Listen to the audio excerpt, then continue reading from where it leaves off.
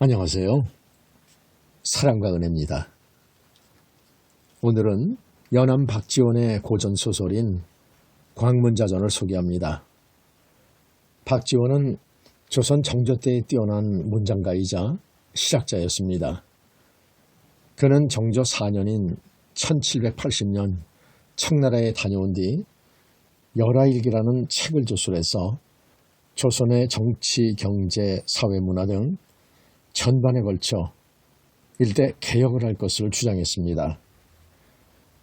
당시 청나라가 조선에 비해서 여러 면에서 뛰어난 선진국이었기 때문입니다. 그의 영향을 받아 조선 사회의 가치체계가 크게 흔들리는 것이었습니다. 즉 기구를 편리하게 사용하고 먹는 것과 입는 것을 넉넉하게 하므로 백성들의 생활을 좀 더 윤택하게 하는 이른바 실사구시의 시학사상으로 바뀌는 것입니다. 오늘 소개하는 광문자전은 아주 짧은 내용의 작품인데요. 그럼에도 박지원의 그런 사상을 내포하고 있는 것을 알 수 있습니다.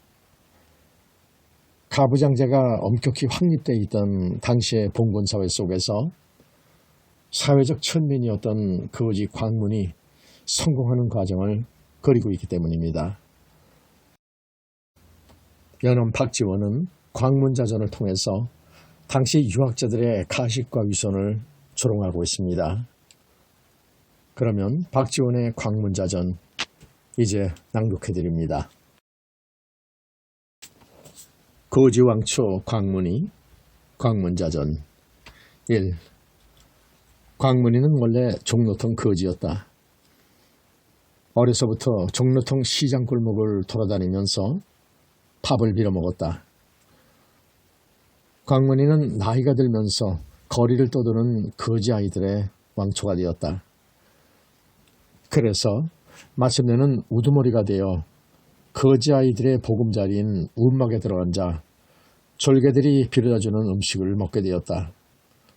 날씨가 춥고 진눈깨비가 내리던 어느 날이었다. 다른 아이들은 모두 밥을 빌러 나가고 한 아이만 병이 들어 움막에 남아 있었다.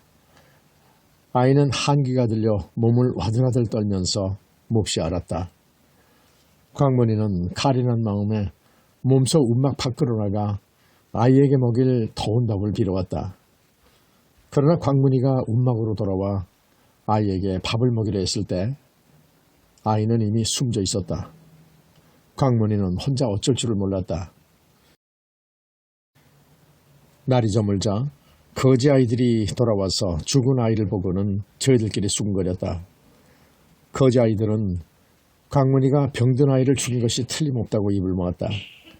그래서 한꺼번에 광문이에게 덤벼들어 움막 밖으로 내몰고 두들겨 팼다. 험씬 두들겨 맞은 광문이는 겨우 도망쳐서 여염집으로 엉금엉금 기어들어갔다. 밤중에 난데없는 낯선 사람이 들어서자 그 집 개가 마구 짖어댔다. 주인 영감은 개 짖는 소리를 듣고 허겁지겁 달려나와서 다짜고짜 광문이를 꽁꽁 묶어버렸다. 저는 불안당들의 행패를 피해 숨어든 것뿐이지 도둑은 아니어요. 못 믿겠거든 날이 밝는 대로 시장 골목에 나가 밝혀드리지요. 광문이는 주인 영감에게 하소연을 하였다. 주인 영감은 광문이의 말씨가 아주 순박한 것을 보고 도둑이 아니라고 짐작하였다. 날이 밝자 주인 영감은 광문이를 풀어주었다. 광문이는 거듭 고맙다는 인사를 하고는 낡은 거적대기 한 장을 얻어갔다. 주인 영감은 광문이 행동이 이상해서 몰래 뒤를 밟았다. 광문이는 수표가로 가서 다리 밑으로 숨어들었다. 때마침 거지 아이들이 시체 하나를 들고 떼지어 몰려와서 다리 밑으로 훌쩍 던지고 가버렸다. 그러자 광문이가 어슬렁어슬렁 걸어나가 거적대기로 그 시체를 싸서 짊어지고는 총총히 서문 밖 공동묘지로 갔다. 그리고 시체를 잘 묻은 다음 고굴하면서 제문을 외듯 뭐라고 중얼거렸다. 주인 영감은 광문이를 붙들고 영문을 물었다. 대체 어찌된 일이냐? 광문이는 그제야 지금까지 자기가 한 일과 어제 있었던 일을 모두 털어놓았다. 주인 영감은 광문이를 기특하게 여기어 자기 집으로 데리고 가서 옷을 갈아입히고 잘 대접하였다. 며칠 뒤 주인 영감은 광문이를 돈 많은 약방 주인에게 추천하여 그 집에서 고용살이를 하게 하였다. 광문이는 약방에서 온갖 잔심부름을 하며 묵묵히 일을 배웠다. 약방 주인도 광문이가 착실한 것을 보고 흡족해했다. 그러던 어느 날 약방 주인에게 볼 일이 생겼다. 그런데 문 밖으로 나서던 약방 주인이 뭐가 못 믿어온지 곧 다시 들어와 방문 자물쇠를 살피는 것이었다. 약방 주인은 광문이한테서 의심스러운 눈빛을 거두지 않으면서 그렇게 나갔다 들어왔다 하기를 여러 번 광문이에게 무슨 말을 할 듯 말 듯 하다가 망설이면서 결국은 그냥 나갔다. 그때부터 약방 주인은 광문이를 믿지 못하는 기색이 역력했다. 광문이는 약방 주인이 도대체 왜 그러는 것인지를 알 수 없었다. 영문을 모르니 그만두겠다는 말도 못하고 그저 매일같이 자기 할 일만 하였다. 그런지 여러 날이 지났다. 약방 주인의 처조카가 돈을 들고 찾아와 약방 주인에게 말했다. 지난번에 돈을 끌어왔다가 안 계시기에 제가 방에 들어가서 가지고 왔습니다.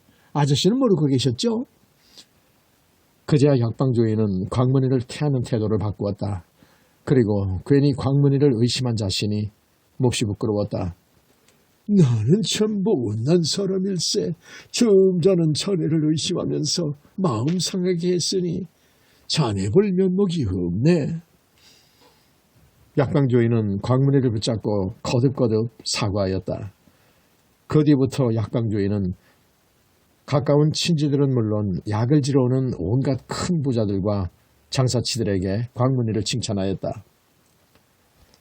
광문이는 참 의지가 있는 사람이야. 그렇고 말고. 약방 주인은 또 종실이나 높은 벼슬아치들에게 불려가서 진맥을 할 때도 가는 곳마다 광문이를 칭찬하느라고 입에 침이 말랐다. 날이 가고 달이 가는 사이 광문에 대한 소문은 입에서 입으로 전해져 이야깃거리가 되었다. 마침내 높은 벼슬아치들의 사랑에 드나드는 식객들이나 종실의 손님들은 광문의 이야기를 마치 아름다운 옛 이야기나 되는 듯 즐겨하게 되었다. 광문이를 잘 대접해서 약방에 소개해준 주인 영감이 정말 오진 사람이야. 그 사람 볼 줄 아는 눈을 가졌어. 약방 주인이야말로 참 점잖은 사람이지. 안 그런가? 이렇듯 서울 장안에 입달린 사람들은 저마다 무릎을 쳐가며 미담을 주고받았다. 당시 서울 장안에는 돈놀이꾼이 많았다. 이 돈놀이꾼들은 대개 구슬이나 비치 같은 비싼 장식품들이나 옷가지나 세간, 집이나 논밭, 노비문서 같은 것을 담보로 돈을 빌려주었다. 그런데 광문이가 보증을 서주는 사람이면 담보물이 있든 없든 가리지 않고 1,000냥이라도 선뜻 빌려주었다.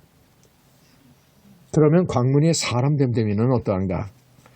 그 몰골은 추하기 이를 데 없고 말주변은 지질이 없어서 도무지 사람 마음을 움직일 줄 몰랐다. 입은 어찌나 큰지 주먹 2개가 한꺼번에 들락거릴 정도였다. 광문이는 황진이가 만석이라는 중을 파괴시킨 이야기를 재미나게 꾸민 만석중 놀이를 잘했으며 각설이 타령은 물론 망나니 춤도 곧잘 추었다. 그래서 아이들이 골목에서 서로 헐뜯으며 장난을 칠 때도 곧잘 이렇게 놀려댔다. 광문이가 니네 형이지? 광문이는 길에서 싸우는 사람을 만나면 자기도 함께 싸울 것처럼 옷을 후를 벗어던지고 싸움판으로 뛰어들었다. 그리고 알아듣지 못할 소리를 뭐라고 중얼중얼거리면서 허리를 굽혀 땅에다 금을 긋고는 마치 자기가 판관이 되어 옳고 그름을 가리기라도 할 듯이 덤벼들었다. 그러면 잔뜩 모여든 구경꾼들이 그 꼴을 보고 와하하 웃음보를 터뜨렸고 싸우던 사람들도 그만 싱거워져서는 피식 웃고 흩어져 버렸다. 3. 그럭저럭 광문이의 나이도 40에 접어들었다. 그러나 여전히 떡거머리 총각 신세를 면하지 못하였다. 사람들이 장가를 들라고 나면은 누구나 잘생기고 예쁜 사람을 좋아하게 마련이지요. 남자나 여자나 다 마찬가지요. 그런데 나같이 못생긴 놈이 어떻게 장가를 간대요? 하고 손사래를 쳤다. 그리고 누가 집이라도 한 채 장만해 주려고 하면은 부모 형제도 처자식도 없는 놈이 집은 가져 먹으란대요. 아침 나절이면 노래나 흥얼거리면서 시장 골목으로 들어갔다 날 저물면 부잣집 문 꺼내서 잠들면 그만이지요. 제가 서울장한 8만여 집을 매일 한 집씩 들른다고 해도 죽을 때까지 다 다니지 못할 거구만요. 하고 기어이 사양하였다. 당시 서울 장안의 이름 높은 기생치고 얼굴 빠지고 노래 못하는 기생은 없었다. 그러나 그 내노라 하는 기생들도 광문이가 소리장단을 맞춰주지 않으면 춤을 추지 않았다. 한 번은 궁궐에서 임금을 호위하는 무사들과 여러 별감들 그리고 임금의 사위들이 한데 어울려 운심이라는 이름난 기생집에 들렀다. 그들은 대청에 술자리를 벌이고 가야금을 뜯으며 운심이의 춤솜씨를 보고 싶어 한다를 하였다. 그러나 운심이는 짐짓 시간을 끌면서 도무지 춤을 추려 하지 않았다. 이때 마침 광문이가 놀러왔다가 벼슬아치들이 왁자지껄 떠드는 소리를 듣고는 대청 아래에서 한동안 이리저리 서성였다. 그러다가 마침내 결심한 듯 성큼성큼 마루 위로 올라가서 턱하니 맨 윗자리에 가 앉았다. 광문이는 비록 입은 옷은 해져 남루하고 몰골은 추하기 이럴 데 없었지만은 그 거동만은 늘 거침이 없었다. 눈곱이 덕지더 지낀 눈을 개슴치레 뜨고는 취한 채 트림을 꺽꺽 해댔다. 그리고는 양털같이 흥커러진 머리를 뒷꼭지로 몰아서 꼬랑이같이 붙이고 몸을 좌우로 흔들며 앉아 있었다. 대청에 둘러앉은 벼슬아치들은 모두 기가 꽉 막혀서 당장 광문이를 흠씬 두들겨 펴서 내쫓으려고 주목을 시켜들었다. 그러나 광문이는 독술상 앞으로 척 다가앉더니 무릎장단을 치며 콧노래를 흥얼거렸다. 벼슬아치들은 그만 어안이 벙벙해져서 멍하니 바라만 보고 있었다. 그제야 운심이가 부랴부랴 일어나서 옷을 갈아입고 춤을 추기 시작하였다. 그때까지 광문이의 소리장단을 기다리고 있었던 것이다. 좌중은 그제야 흥이 올랐다. 험악하던 술자리는 한순간에 흥겨워졌다. 벼슬아치들은 마침내 광문이와 스스럼 없이 술잔을 주고받았다. 그리고 다시 없는 친구가 되어 헤어졌다. 지금까지 연암 박지원의 광문자전을 소개해드렸습니다. 아주 짧은 소설이지만 그럼에도 많은 것을 함축하고 있는 작품입니다. 박지원은 이 작품을 통해서 자신의 사상을 온전히 피력하고 있는 것입니다.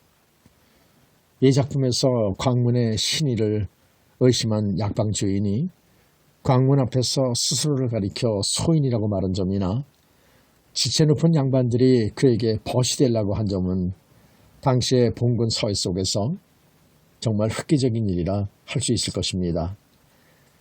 나아가 그런 양반적 권위가 사실상 보잘것없다는 것을 인정하고 있습니다. 연암 박지원은 그야말로 시대를 앞서간 사람이었습니다. 그는 실학사상의 토대를 두고 신분이나 재산, 미모 따위로 사람의 가치를 평가하던 시대는 지나갔다는 것을 외치고 있는 것입니다. 박지원은 광문이라는 인물을 통해서 신의와 정직의 가치를 강조하고 있습니다.